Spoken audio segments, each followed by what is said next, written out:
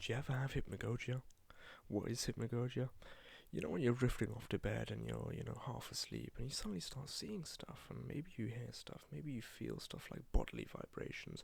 Sometimes I make fake stories in my head and I'm on these intricate timelines. That's hypnagogia. Now, hypnagogia is a state between wakefulness and asleep. It's when you're drifting into sleep. That's what hypnagogia is. Now, why am I saying all of this? That state, even if it's just fun, is actually really, really useful when it comes to creativity, inducing sleep, and maybe inducing lucid dreams if you're interested in that. Now, how do you get into hypnagogia? One of the main things is just relaxing. So before you go to sleep, make sure that you relax, you have a wind down routine, and then you lay down flat in your bed, you make sure the room's dark, the curtains are drawn, and maybe put an eye mask on, and then you're primed for hypnagogia. Then you get into your bed, you lay on your most comfortable position. For me, it's on my back. I would recommend the back though, because it allows you to maintain a little bit more awareness, so you don't drift off just to sleep. You can actually be half awake, half asleep. So, on your back would be good. Now, once you're on your back, you make an effort not to move or to move minimally. I know a lot of people are Puritans when it comes to this, like, don't move at all. You actually want to just, minimize movement. You're allowed to use involuntary muscles, so your eyes, you can move them around, don't open them. Your mouth, you can swallow your spit, yeah, that's perfectly fine. And you're allowed to breathe, thankfully. So, now that you're breathing, and you're calm, you're in bed, and the lights are off, what you want to do is, you want to focus right here. You see where the tip of my pen is? Right here. Now close your eyes and you focus right here, and you realize you can see the back of your eyelids, and they sort of overlap. And you may be going, hey, I'm only seeing the back of my eyes, I'm not closing my eyes. My eyes are strained then or relaxed. If your eyes are strained and then or relaxed, I want you to stick your arm out in front of you. Sorry, camera. And you want to focus right where your arm ends. And you'll realize if you just relax your human eyes, that's the point where they focus to. And then you close your eyes with the lens relaxed. So, just relax your eyes. Don't focus in, don't focus out. And then when you're doing that, look into the middle. So with the same zoomed outness or zoomed inness of one arm out, look into the middle. And then just focus on the back of your eyelids. Now that you've focused on the back of your eyelids, here's where the real fun begins. Not moving, that's just a requirement. Focusing on the back of the eyelids, that's also just a requirement. So, what you're looking for is the back of your eyelids to deepen from that Eigengrau color, which is just the color of the back of your eyelids. It's like a dark grey / black. It's like a really dark grey. And you want that to actually go pitch black and almost go void. And it will feel like you're not actually looking at the back of your eyelids anymore. It will feel like you're looking into a dark room or into empty space. Like pure empty void. And when you're there, you're one step closer to hypnagogia. And what you want to do is, you want to carry on looking at the back of your eyelids, and you just want to relax more. Control your breathing in and out and in and out. And when you're looking at the back of your eyes, you'll start to see little blips of colour. Maybe there'll be like a coloured static, that's what it is for me. And without these tiny blips of colour, you're just gonna ignore them. You're not even gonna move your eyes. You're just gonna acknowledge that they appeared. Be like, yeah, I saw something in the corner of my eye. It's happening. This is the hypnagogia on setting.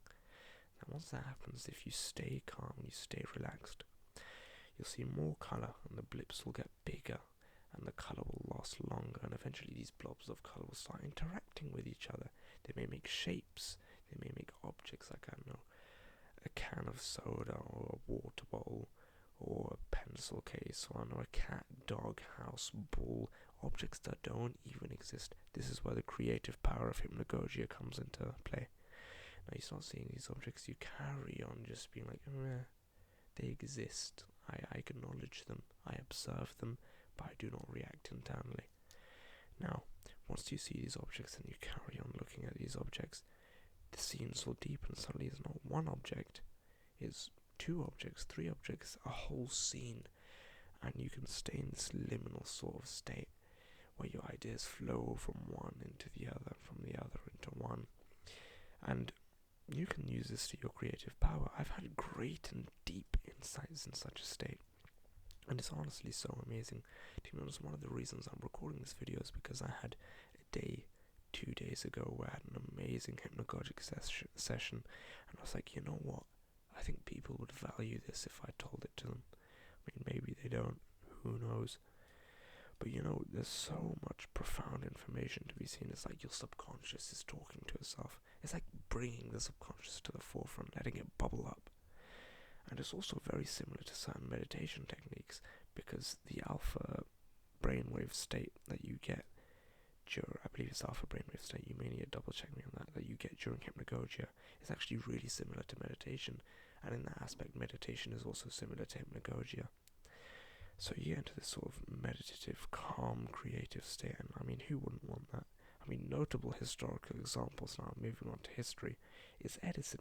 He used to sleep quite little, so he'd just supplement it with naps. He used to sit in a chair, and in his chair he'd hold a metal ball, and he'd hold the metal ball and he'd drift off to sleep, and when he was asleep, he'd wake up, because he'd drop the metal ball onto a pan he'd place under his hand. So he'd drop this onto a pan over here. And when that would happen, he'd have a few seconds to a minute in which he's in this sort of half-sleep state. I mean, more accurately, that would be the hypnopompic state. But they're both just drifting in and out of sleep. It's the same level. If you think of a wakefulness at the top and real deep sleep at the bottom, this is like just into the surface. You could be going in, or you could just be coming out of sleep. It's the same thing. But yeah, he'd be in this hypnopompic state. And you get these ideas about what to do with his inventions, and you know, how to sell them, how to business, how to steal from Nikola Tesla. It was amazing.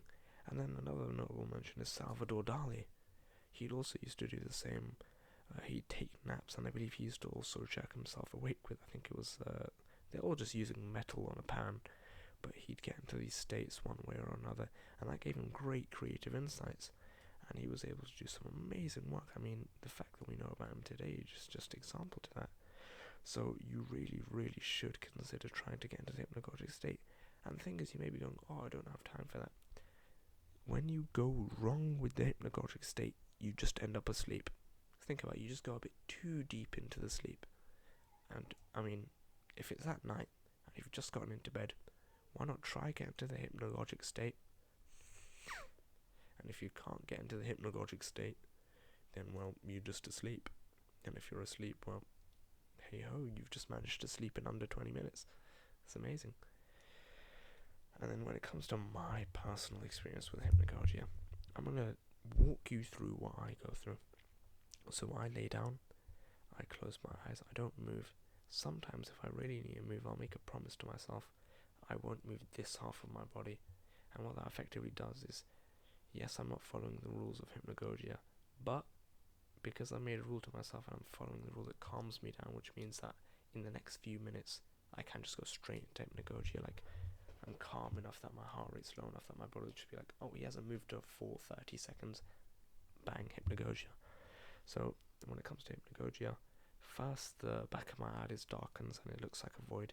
Then I see coloured static almost. Then the coloured static works into coloured blobs that blip in and out of existence. And then the coloured blobs turn into coloured shapes. The shapes turn into objects. Objects turn into scenes. And then the scenes, sometimes they get their own storyline. And then that's when I'm making scenarios in my head. They're like visions almost, I'd call them.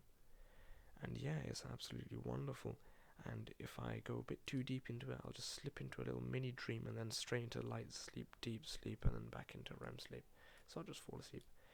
Occasionally I do get into hypnagogia, say I'm like, wait a minute, I'm dreaming, or wait a minute, I'm in hypnagogia, and I'll jerk awake. But the thing is, I'll be so sleepy either way that I'll just go straight back to sleep, and then I'll just sleep the rest of the night. So yeah, that's my personal experience. I do use it for lucid dreaming as well, if you want. If there's anybody watching this, I'll make more videos on lucid dreaming. I'll make the videos anyway, the people will come later. But yeah, I'll make videos on lucid dreaming. But the thing is, the way I use hypnagogia for lucid dreaming is I'll sort of train myself to get into this state, to recognize when I'm in this almost awake state. So as the night goes by and you go from light sleep to deep sleep to REM sleep, well, I'm saying REM's down here, but it's not down here. It's like light sleep, deep sleep, REM sleep, light sleep. So when I'm between this REM and light sleep, my body will go, hey, you're in hypnagogia. But the thing is, I'm not really in hypnagogia. I'm just in a light dreamy sleep. And then after that light dreamy sleep, my brain will go, hey, wake up, it's time. And then I'll be like, hey, am I dreaming? And then that'll help me work my way into another dream, and then I can lucid dream from that point on. But yeah, that's all I have to say about hypnagogia.